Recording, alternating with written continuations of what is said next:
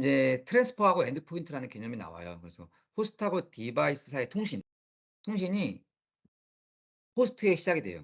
USB는 모든 게 호스트로부터 시작이 된다고 생각하시면 돼요. 아까 이누멀레이션, 장치 인식, 뭐 그다음에 뭐 데이터 통신 뭐 이런 거 전부 다 호스트에서 시작이 됩니다. 유일하게 디바이스에서 먼저 시작되는 게 있다면 그게 아까 딱 하나 리모트 웨이크업. 그거 빼고는 다 호스트에서 시작이 된다고 생각하시면 되고요. 이 호스트에서 시작이 되고 이때 트랜스퍼라는 걸 사용해요. 이 트랜스퍼가 단어의 뜻은 뭐 전달한다 이런 뜻이지만 여기서는 명사형이에요 이게. 그래서 트랜스퍼라는 하나의 데이터 구조입니다. 트랜스퍼는 여러 개의 트랜잭션으로 구성이 돼요. 그래서 여러 개의 트랜잭션은 이 규칙적인 어떤 프레임에 따라서 전송이 되고요. 그래서 이 프레임이 시간 간격이 딱딱 있는데 로우 스피드하고 풀 스피드는 1 밀리 간격이에요. 그래서 1 밀리 간격에 따라서 하나의 트랜스퍼가 일어난다고 생각하시면 돼요. 모든 트랜스퍼 간격은 1 밀리다. 나는 1 마이크로 세컨드마다 한 번씩 보내고 싶은데요. 그게 안 됩니다. 왜냐하면 USB 2.0 스펙에는 풀 스피드까지는 최소 데이터 간격이 1 밀리세컨드로 프레임 시간을 정해 놨어요. 그래서 1 밀리 간격이고요. 하이 스피드 넘어가면 이제 마이크로 프레임이라고 해서 데이터 간격이 더 좁아지죠. 125 마이크로 세컨드까지 줄어들어요 시간이. 그래서 하이 스피드는 480 메가bps로 데이터를 보낼 수가 있는 거예요. 그래서 이 데이터 프레임 간격으로 풀스피드 같은 경우는 1 밀리세컨드 간격으로 트랜스퍼가 일어나고요. 그 트랜스퍼는 여러 개의 트랜잭션으로 이루어져 있고 그 트랜잭션은 또 여러 개의 패킷으로 구성이 되어 있다. 그래서 이 패킷은 실제 데이터 통신할 때 이제 CRC 통신 암호화 에러 체크를 해서 CRC 통신에서 보호가 되고요. CRC 통신에서 오류가 있는 패킷은 버립니다. 버리고 다시 받을 수 있도록. 트랜스퍼는 아까 트랜잭션으로 이루어져 있고 트랜잭션은 여러 개의 패킷으로 이루어졌다고 했는데 패킷을 보내는 버퍼를 엔드 포인트라고 합니다. 그래서 이 엔드 포인트라는 버퍼를 사용해서 패킷 전송을 하고요. 엔드 포인트는 방향이 있어요. 저희가 데이터 통신을 할 거 아니에요. 호스트에서 디바이스로 데이터를 보내고 또는 디바이스에서 호스트로 데이터를 보낼 거 아니에요. 근데 USB는 모든 통신의 방향은 호스트를 중심으로 합니다. 그래서 호스트가 데이터를 받는 거면 인이고요. 호스트가 데이터를 보내는 거면 아웃이에요 그냥. 그래서 그냥 USB는 다 호스트 중심이라고 생각하시면 돼요. 그래서 인이다 그러면 인이 뭐야? 그러면 호스트가 받는 거. 그리고 나가는 건 호스트에서 나가는 거 아웃 생각하시면 되고요. 데이터 통신을 할 때 인 아웃을 하면서 데이터 통신을 할 텐데 그 데이터 통신하는 엔드 포인트 그러니까 버퍼가 있을 거고 그 엔드 포인트는 최대 16 개까지를 가질 수가 있어요. USB 그 프로토콜상 USB 표준 스펙의 엔드 포인트는 16 최대 16 개인데 그게 인 16 개, 아웃 16 개입니다. 그래서 총 32 개의 엔드 포인트를 하나의 디바이스가 가질 수가 있는데요. 그럼 엔드 포인트 0 부터 15 까지 16 개가 있을 것인데 그중에 엔드 포인트 제로라는 버퍼는 데이터 통신을 사용하는 위해 사용하는 게 아니라 장치 인식, 이누멀레이션을 위해서 사용합니다.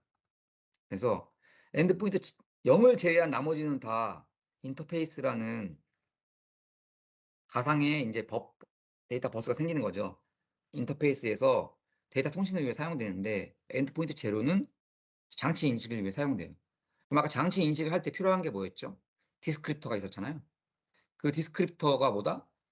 디바이스가 필요한 요구 사항을 갖고 있는 데이터 구조죠. 그럼 그 데이터들을 엔드포인트 버퍼를 통해서 통신한다고 생각하시면 돼요. 트랜스퍼 타입.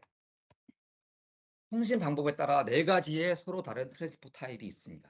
제가 트랜스퍼라는 게 크게 그냥 데이터 아까 패킷의 한 종류라고 했잖아요. 그래서 트랜스포 타입이 있고요. 컨트롤 타입이 있어요. 그리고 인터럽트 타입, 벌크 타입, 아이소크로너스 타입이 있습니다. USB 인제 2.0 기준으로 요 4 가지의 트랜스포 타입이 전부 다고요. 각각 트랜스포 타입이 갖고 있는 성격과 성질이 달라요. 그래서 그거에 대해서 살펴보도록 하겠습니다. 여기 지금 빠졌네요. 이것도 로우 스피드에서는 사용이 불가합니다. 그래서 로우 스피드에서는 사실 컨트롤하고 인터럽트 밖에 안 돼요. 그래서 이제 풀 스피드까지 넘어와야 이 벌크하고 아이소크로너스 타입의 트랜스퍼를 사용할 수는 있고요. 벌크 타입. 벌크의 트랜스퍼는 뭐냐 하면 최대의 통신 속도가 요구될 때 사용됩니다. 그래서 벌크 타입이 쓰는 USB의 대표적인 장치가 외장 하드죠, 외장 하드. MSD, 매스 스토리지 디바이스인데요. 외장 하드는 다 벌크 타입의 트랜스퍼를 사용합니다. 왜냐하면 파일 전송해야 되는데 속도가 빨라야 되잖아요. 그래서 벌크 타입을 많이 쓰고요. 많이가 아니고 MSD는 벌크 타입만 쓸 수가 있습니다. 벌크 타입의 엔드 포인트는 사이즈가 64 바이트, 풀스피드일 때 하이스피드일 때는 50 바이트로 정해져 있어요. 이거는 제가 정한 건 아니고 아까 USB 표준 협회에서 엔드 포인트의 사이즈는 벌크를 사용할 때는 64 바이트다라고 정해 놨어요. 정해 놨고요. 또 이 벌크 트랜스퍼의 단점이 뭐냐면 유용한 대역폭이 있을 때만 통신이 사용이 가능합니다. 이 얘기는 뭐냐면 아까 버스 쉐어링을 한다고 그랬잖아요. 디바이스가 여러 개 있잖아요. 127 개의 디바이스가 다 이 대역폭을 쓰고 있어요. 그러면 이 벌크 트랜스퍼 타입은 통신이 안 돼요. 그래서 나머지 애들은 쉬고 있을 때 비어 있는 대역폭, 이용한 대역폭이 있을 때만 통신이 가능합니다. 이거를 가장 쉽게 설명할 수 있는 예가 뭐냐면 우리가 예를 들면 외장 하드를 하나 꽂아 가지고서 영화 4 기가 정도짜리 영화를 복사를 했어요. 딱 붙여요. 그러면 USB 통신을 막 해 가지고 복사하게 해 가지고 데이터가 막 넘어가잖아요. 근데 어쩔 때는 이게 똑같은 4 기가인데 어떨 때는 2 분이 걸려. 근데 어떨 때는 4 분이 걸려. 그 왜 그런 거죠? USB 통신하고 똑같은 버퍼 사이즈가 있으면은 정확히 시간이 딱 맞으면 되는데 그렇지 않고 이 복사하는 시간이 파일 전송 시간이 왔다 갔다 해요. 그 이유는 뭐냐면 그 MSD 대용량 저장 장치가 이 벌크라는 트랜스퍼 타입을 쓰는데 걔는 유용한 대역폭이 있을 때만 통신이 가능해서 그럽니다. 그래서 다른 디바이스들이 버스를 쓰고 있으면 얘는 통신을 못 해요. 기다리고 있다가 비어 있는 것에만 이 64 바이트를 찔러 놓습니다. 그래서 얘는 그런 단점이 있고요. 이게 인제 실제 데이터 패킷이 어떻게 보여지는지 USB 아날라이저를 통해서 본 거예요. 그러니까 제가 트랜잭션은 여러 개의 패킷으로 구성되어 있다고 했죠. 그래서 이 트랜잭션을 깔아 보면 이렇게 패킷으로 구성되어 있고요. 패킷을 보시면은 이제 스피드가 나오네요, 스피드. 뭐 하이 스피드 되어 있고 아까 방향이 나오죠. 인인지 아웃인지 방향이 나오고 그다음에 어드레스 디바이스 어디에서 샀다는 거 나오고 엔드 포인트 번호가 2 번이네요. 그리고 씨앗 체크한다고 그랬죠. 예. 얘도 트랜지션이네요. 그래서 보시면은 하이 스피드고 인 타입이고 죠 어드레스 15 번이고 엔드 포인트 얘는 1 번을 썼네요. 데이터는 32 바이트고요. 자 이번에 인터럽트 타입이요. 인터럽트 타입은 폴링 주기를 최대한 보증해야 할 때 인터럽트 타입은 뭐냐면 이 통신 속도가 보증이 돼요. 그 속도가 아까 벌크차 타입처럼 왔다 갔다 하질 않아요. 인터럽트 타입에 쓰는 대표적인 것들이 이제 뭐 키보드, 마우스 같은 것들이 있겠죠. 인터럽트 타입은 데이터 엔드 포인트 사이즈가 최대 64 바이트 정해져 있고요. 호스트가 폴링 주기를 정합니다. 아니 폴링을 주기가 되면 호스트가 폴링을 해요. 예를 들면 마우스 같은 경우는 폴링 주기가 보통 10 밀리세컨거든요. 그럼 10 밀리세컨 간격으로 계속 호스트가 폴링을 해요. "데이터 있냐? 있냐? 있냐?" 해서 있으면 데이터를 받아 긁어오는 거죠. 그리고 그 10 밀리 간격은 보증이 돼요.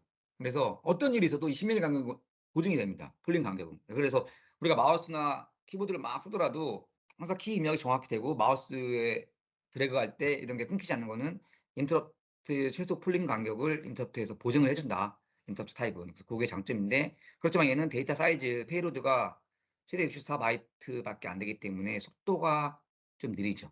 그런 단점이 더 있습니다.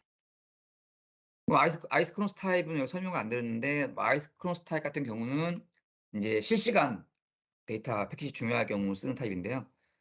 USB 오디오 같은 거 있죠. 그래서 오디오 같은 경우는 데이터를 실시간으로 빨리 하는 게 중요하잖아요. 그래서 오디오 같은 거나 뭐 마이크, USB 마이크 같은 거 이런 것들이 인제 아이소크로너스 타입을 쓰고요. 아이소크로너스 타입은 장점이 버그 타입처럼 속도가 높아요. 근데 아이소크로너스 타입은 씨앗 체크를 안 합니다. 그렇기 때문에 데이터가 중간에 깨지거나 그래도 그냥 버려 버려요. 다시 전송 안 하고. TCP/IP로 따지면은 TCP하고 UDP 차이인데 UDP 그냥 데이터 막 브로드캐스트 던져 버리잖아요, 체크 안 하고. 그런 것처럼 이 아이소프로스 타입은 USB에서 실시간 데이터 통신이 중요할 때 신뢰성보다 그럴 때 쓰는 게 아이소프로스 타입이고요. 컨트롤 타입은 데이터 통신에 쓰이지 않고요. 주로 이누머레이션 할 때만 쓰이는 게 이제 컨트롤 타입입니다.